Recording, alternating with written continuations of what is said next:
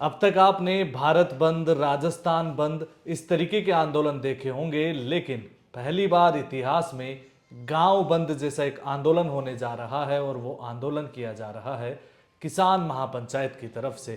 क्यों किया जा रहा है, इसको लेकर बातचीत करने के लिए मेरे साथ खुद मौजूद हैं राम पाल जाट जी, जो इस किसान महापंचायत के राष्ट्रीय अध्यक्ष हैं। सर, बहुत स्वागत है। एक अनोखे तरीके से आप आंदोलन कर रहे हैं, क्या इसकी वजह है, क्यों ये बंद किया जा रहा है? किसानों की पीड़ा को व्यक्त करने का श्रेष्ठ माध्यम क्या हो सकता है, इस पर हमने विचार किया और उसी चिंतन में से निकला गांव बंद आंदोलन।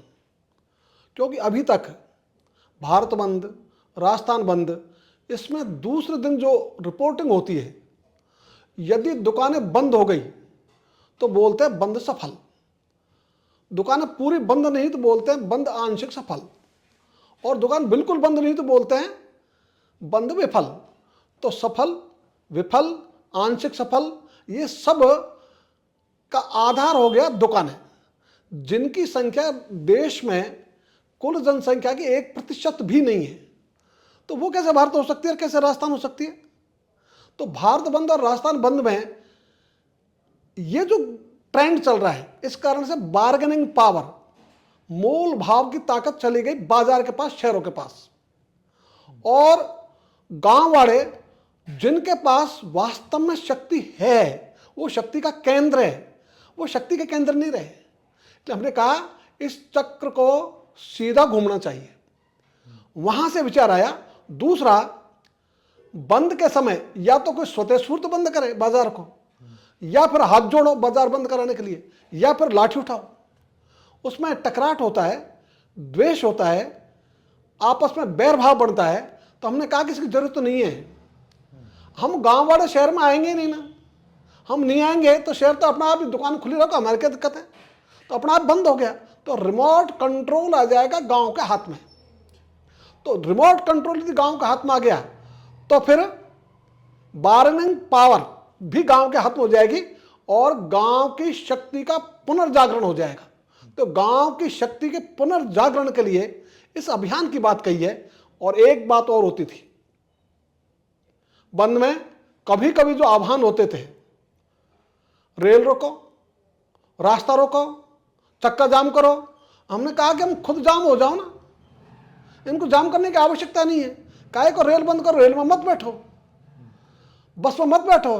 तो जो भी यातायात का साधन है उसका उपयोग गांव वाला नहीं करेगा तो वो कोई डीजल जलाकर घूमते फिरेंगे ऐसा तो नहीं है, वो स्वतः ही बंद कर देंगे। ऐसी स्थिति उत्पन्न हो कि गांव के कारण से वाहनों को स्वतः ही बंद होना पड़े, यह हमारा आह्वान। इस कारण से इसको हमने नाम दिया गांव बंद आंदोलन। यानी कि एक ये स्व अनुशासन है कि गांव के लोग खुद ब खुद बंद करेंगे इसको। निश्चित रमेश, इसलिए हमने इसको कहा है ये ऐच्छिक है।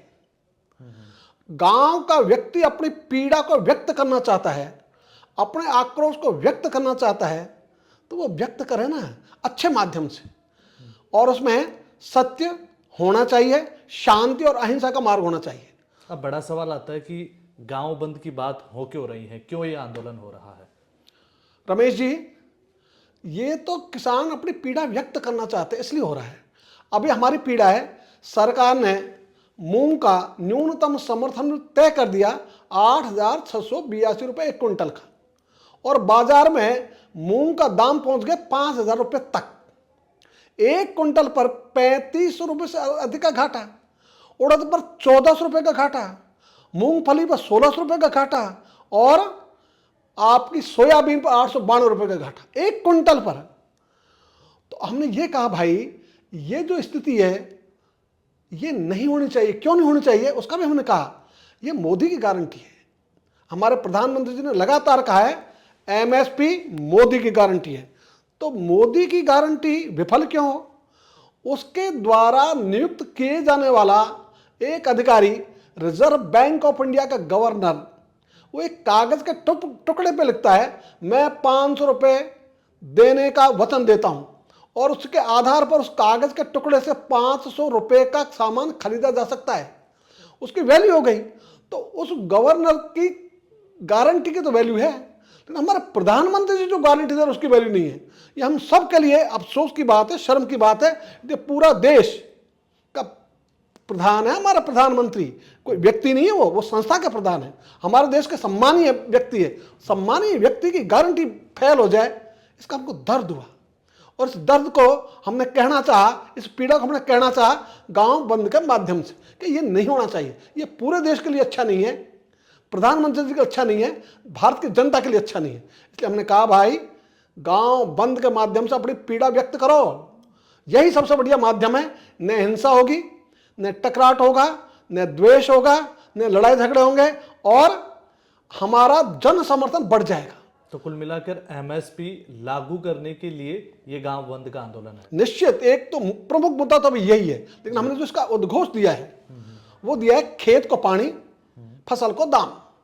और खेत को पानी यानी जितनी भी सिंचाई परियोजना है, वे सिंचाई परियोजनाएं सर्वोच्च प्राथमिकता होनी चाहिए। आज तो सड़क सर्वोच्च प्राथमिकता पर है, तो सड़क नहीं, सिंचाई को सर्वोच्च प्राथमिकता पर लाओ। और यदि सिंचाई सर्वोच्च प्राथमिकता पर आ गई, खेत को पानी मिलेगा। और खेत को पानी का अर्थ है सोना उगलेगा खेतों में, जादू होगा पानी से, उस जादू को करो ना। तो इससे देश की समृद्धि की ओर हम बढ़ सकेंगे। तो देश की समृद्धि को बढ़ाने का मंत्र है। तो उस और हमने कहा जैसे ईआरसीपी है, पूरी राजस्थान नहर परियोजना अभी तक अटकी पड़ी है, कभी MOU, कभी MOMUA। अब ये जो न तो सार्वजनिक कर रही है क्या है, बताओ तो सही भाई, बताते भी नहीं, करते भी नहीं। इसी ढंग से राजस्थान का पानी आज भी सिंधु जल समझौता होते हुए भी पाकिस्तान में जाकर जा रहा है बहकर, तो उसको रोक क्यों रहे हम? कितने साल हो गए, 75 वर्ष हो गए हमको आज़ादी के, और वो पानी नहीं रुक रहा। इसी ढंग से माही परियोजना, इसका समझौता हुआ था 1966 में।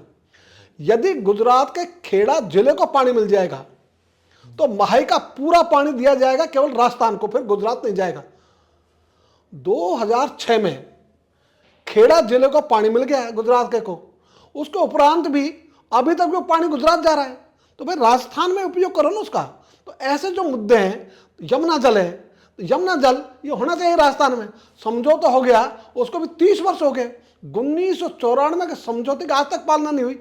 ऐसे जो मुद्दे हैं ये भी इसके हैं। तो हमने कहा खेत को पानी, फसल को दाम, जिस दिन मिल जाएगा किसान ऋण लेने वालों की पंक्ति में खड़ा नहीं होगा, ऋण देने वाला बन जाएगा। और जिस दिन किसान ऋण देने वाला बन गया रमेश जी, भारत के ललाट से किसानों की आत्महत्याओं का कलंक धुल जाएगा और हमारा देश हो जाएगा दुनिया में नंबर 1। इसके लिए आंदोलन है। तो हम केवल खुद के लिए तो है ही, लेकिन हम पूरे देश की सोचते हैं, पूरे देश के लिए आंदोलन है, पूरे देश की समृद्धि के लिए आंदोलन है। इसलिए हमारा जो नारा है, देश की समृद्धि का रास्ता खेत और खलियान से होकर जाता है, हम मान लाना चाहते हैं। अभी जो सरकार की नीतियां हैं वो तो कॉरपोरेट के पक्ष में है, कॉरपोरेट की चिंता करती है।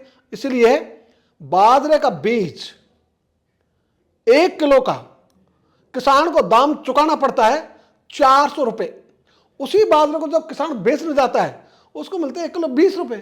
तो 1 किलो के 20 रुपये 400 रुपये, कितना अंतर, कितनी बड़ी लूट है। यही हर बीज की स्थिति, चाहे सरसों का और ये जो टमाटर मिर्ची इनके बीजों की तो और भी बुरी स्थिति है।